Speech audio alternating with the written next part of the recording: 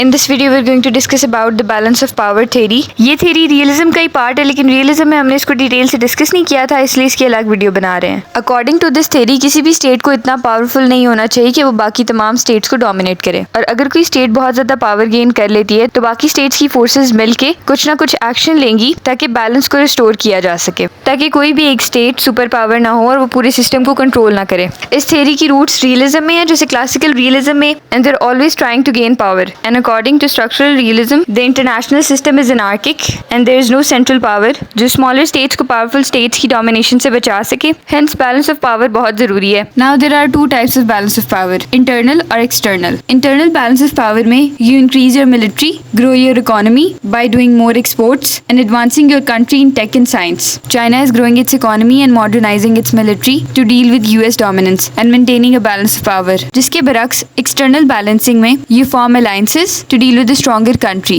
For example, Cold War में NATO बनी a military alliance to deal with the Soviet Union. Now there are multiple strategies जिनके through balance of power maintain किया जा सकता है। First of all जो हमने external balancing में डिस्कस किया, by making alliances, जैसे कि World War II में countries joined together to deal with Nazi Germany. Then there is bandwagoning. It's a concept in IR जब कोई भी smaller states join the bloc of another superpower to reduce their chances of becoming the target of the stronger states. They join a bloc of another superpower to gain military assistance. Then there is buck passing. इसमें होता ये है कि अच्छा पता चल गया ये एक strong state है, just stay out of the fight and let the others deal with the threat. World War II के टाइम पे 1939 से पहले ब्रिटिश एम्पायर का सेम स्टांस था towards Nazi Germany.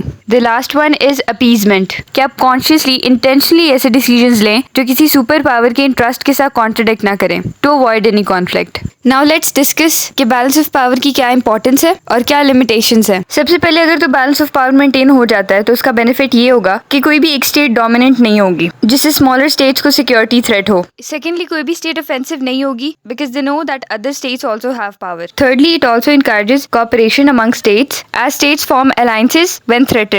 लेकिन बैलेंस ऑफ पावर हमेशा पीसफुल नहीं होता, इससे स्टेबिलिटी तो क्रिएट होती है लेकिन थोड़ी देर के लिए, और एक आर्म रेस शुरू हो जाती है और किसी भी स्टेट की पावर को कंपेयर करना बहुत मुश्किल होता है क्योंकि तमाम स्टेट्स अपने तमाम एसेट्स भी शो नहीं करती। So this is all about balance of power.